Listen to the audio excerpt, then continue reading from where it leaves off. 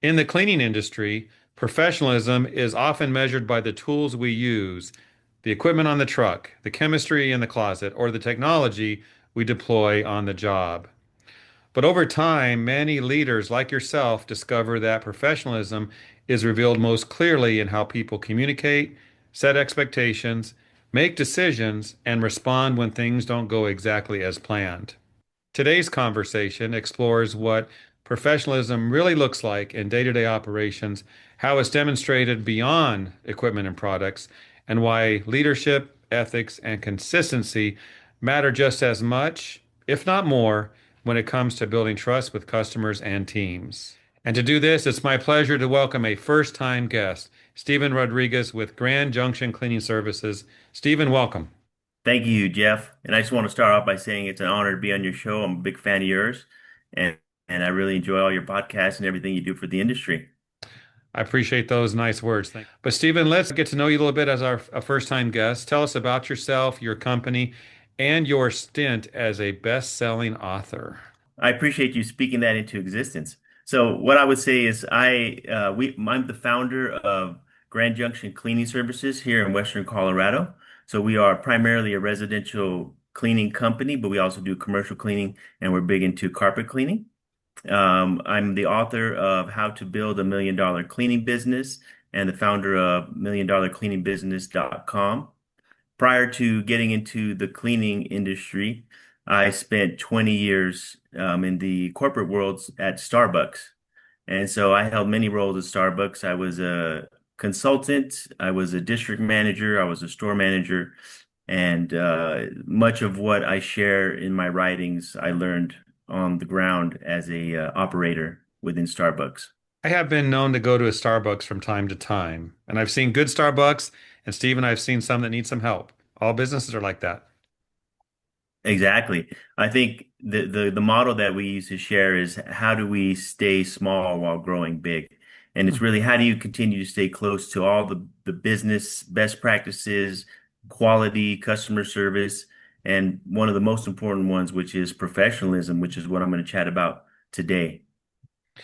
Speaking of that, let's get into our topic because we do cover this quite a bit, just being professional, having good customer service, all those things when it comes to running a business. But it often seems, Stephen, that the simplest things are maybe the toughest to accomplish because people don't think about it. They don't put as much stock into it, perhaps. So when people in this industry talk about professionalism, the conversation can start with operations.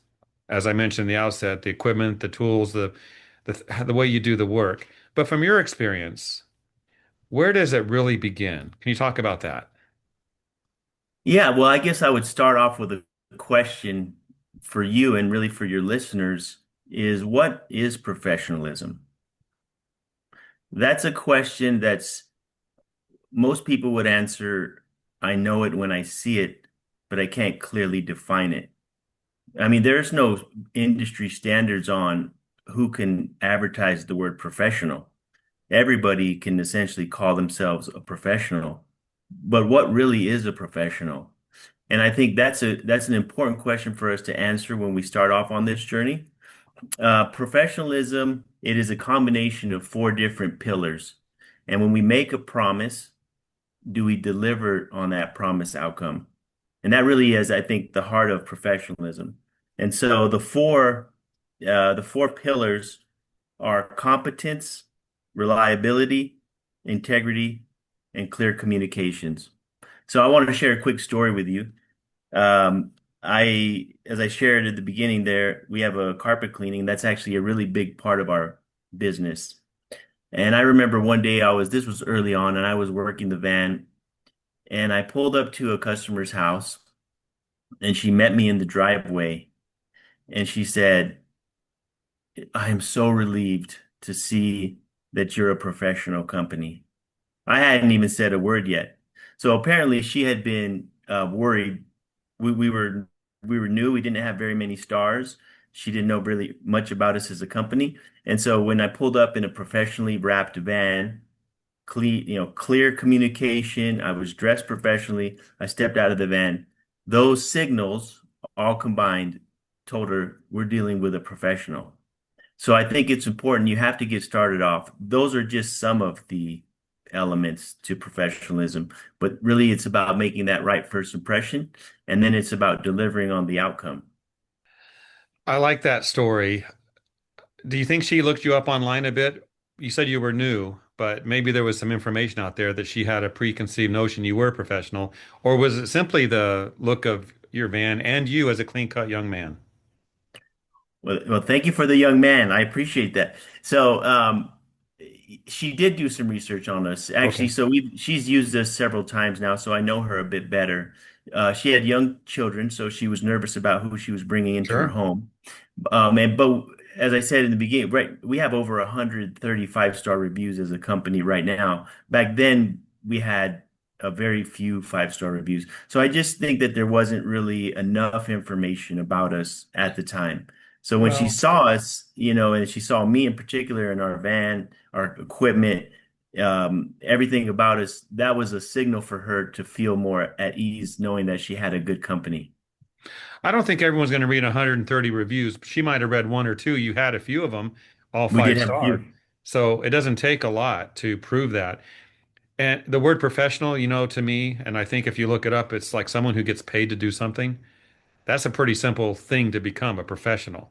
But professionalism, as you mentioned, those four pillars, a little different, a little deeper to attain that because it takes a lot of work. It takes a lot of dedication.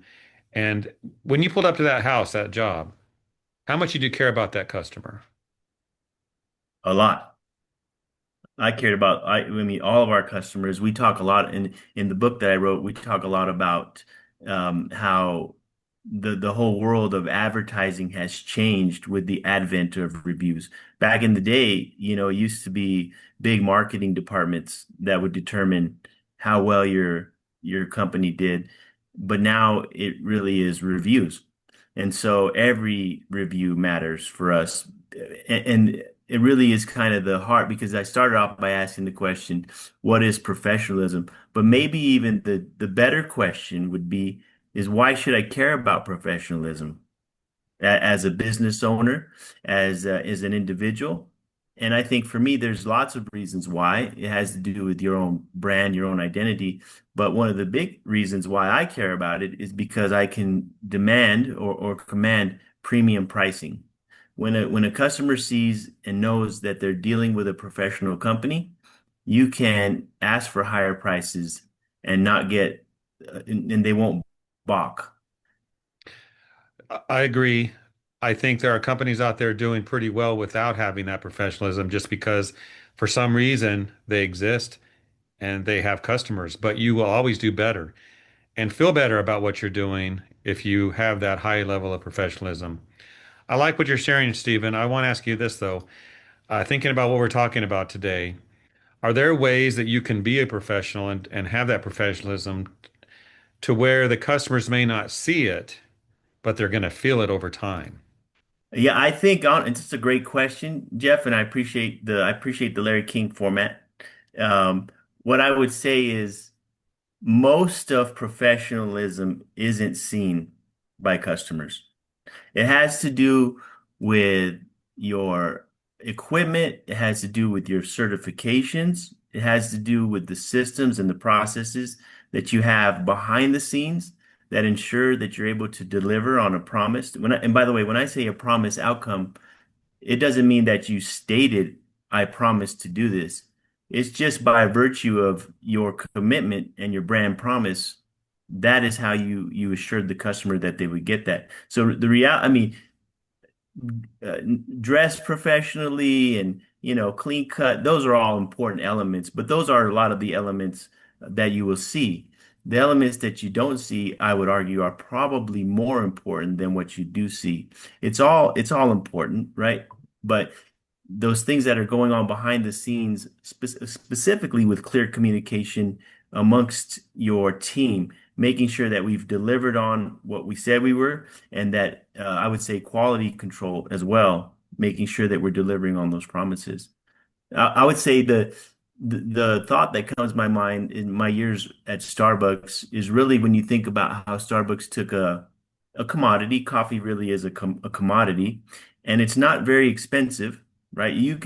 Many of our grocery stores, I say our, I'm not there anymore, but it was in my vernacular for so long. But many of the grocery accounts, they have a Starbucks inside there, and you can go buy a venti cup of coffee for almost $4.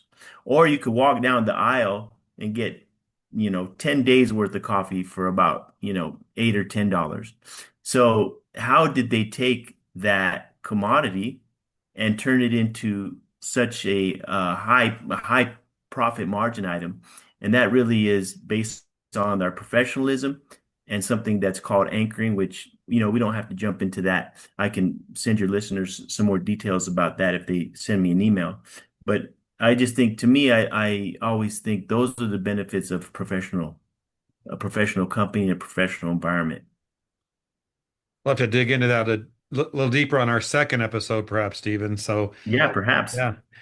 I do want to ask about this. Obviously, when you're on a job, your crew's on the job, everything's going great all the time. No, that's not true. There are things that go wrong from time to time. Yeah. What separates a professional organization like yours from others when things aren't going as smoothly as you would like them to? I would say having a clear service recovery model. One of the things I talk about in my book is you can go search reviews for your competitors, and you will be surprised to see business owners that will argue openly with customers over very small issues, right? They don't have a good process for recovery, and they also don't have a good system for, I would say, really just keeping the big picture in mind. At our company, we have a service model that's called Happy, HAPPY. So we want to make sure that all the customers are happy no matter what, whether it's commercial, whether it's carpet, whether it's residential cleaning. And so what that means, for the first letter H, means, does the customer feel heard? Every customer needs to feel heard. And so the temptation, I think, is to just jump straight to recovery, as in, let's give them a refund, let's give them an hour off, let's send somebody to do the reclean. But the first step is making sure that they feel heard. The second letter, which is A, is to apologize. So you always have to apologize. It doesn't mean that you are admitting that you did it wrong. It just means that you're sorry that they had this experience, and that's not what we want them to have. The third letter is P, and which is pose the question. So at our company, whenever I talk to any of my team, I just want to know, did you ask them the question? And that's, what is it going to take to make you happy? When a customer complains or when they have a bad experience, don't defend yourself. Just ask them, I'm sorry, what's it going to take to make you happy? And then the fourth letter, which is P, is perform. So in other words, perform the reclean. Whatever it's going to take to make them happy, let's do it. A- And so some of your listeners might be thinking, like, that sounds pretty radical. Well, the whole concept of returns was at one point a very radical idea. There was a time in history when it was buyer beware. You go, you buy the product. If it doesn't work out, that's tough.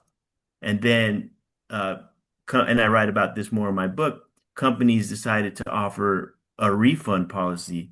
And at the time, they said that's radical. You're going to go broke. And now, fast forward to hundreds of years later, or 100 years roughly later, there is no company out there without some type of service guarantee. So just think, I want your listeners to really be thinking in terms of, how can I have radical, radical professionalism and radical customer service?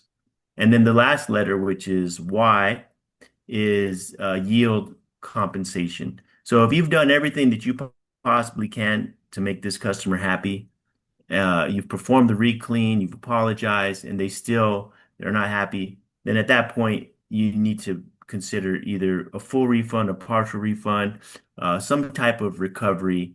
And it's just a matter of saying, you know what? We didn't get it right. Somehow we let this slip through the cracks. We're going to eat the difference. We're going to go back to the drawing board, and we're going to make sure that this doesn't happen again. So I think you hit the nail right on the head. We don't always get it right.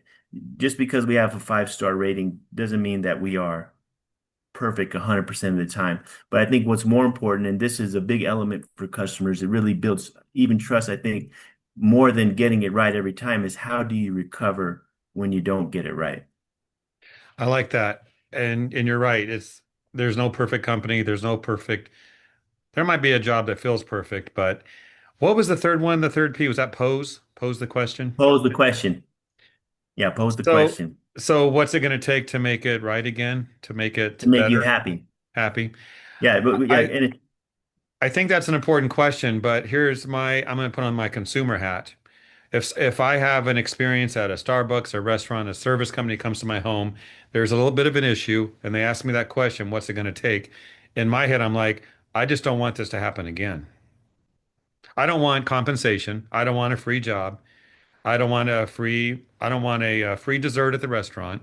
What I want as a consumer is that relationship to continue to grow, that experience next time to be better. So that's how I'm thinking about this. I think that's beautiful. And I think that's the exact reason why that's before yield compensation. Because Exactly. many That's the customers last one. are, that's the last one. If you jump straight to yield compensation, you could I don't offend want that. people. Yeah, I don't want that as a consumer. yeah, they a That's lot of it. times they just want you to hear them. They want you to know, hey, and just an acknowledgement. We didn't deliver on our on our expectations with this. We apologize, and we're going to make sure that this never happens again. A quick story comes to my mind. When I was a restaurant manager, this was shortly after the 2008 recession. It was a stressful time, and I remember I was a general manager, and I had a customer that complained about a product at our location that they had eaten that had made them sick. And I was young. You call me young now. I was really young back then. And so I just said, okay, I'm sorry. And then let's just go ahead and give a refund. Well, I completely offended her because she didn't want a refund. Mm-mm. She wanted us to know that somebody had gotten sick. So she took it one step higher to my leaders. And let me say, that's a valuable lesson that I will never forget. I think this is a very important part of our discussion for those watching that you got to think like the consumer and they just want what they wanted when they made the phone call or made the appointment. So, yeah, good stuff, Stephen. Yeah, they want to feel heard. I think you hit the nail They right in do. the head. People want to feel heard. They want to know somebody on the other end is listening and that you matter and that we care about your concern. And they sometimes need some validation. Hey, if this were me, I'd be upset too, and I apologize for that. Hmm.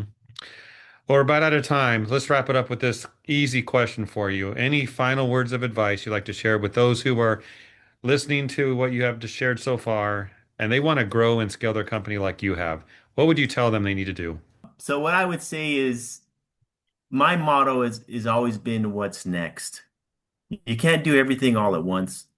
And that's a recipe for failure. So I like to look at it as what's the next thing that I can do to take our business to the next level? Do we need a clear policy on service recovery?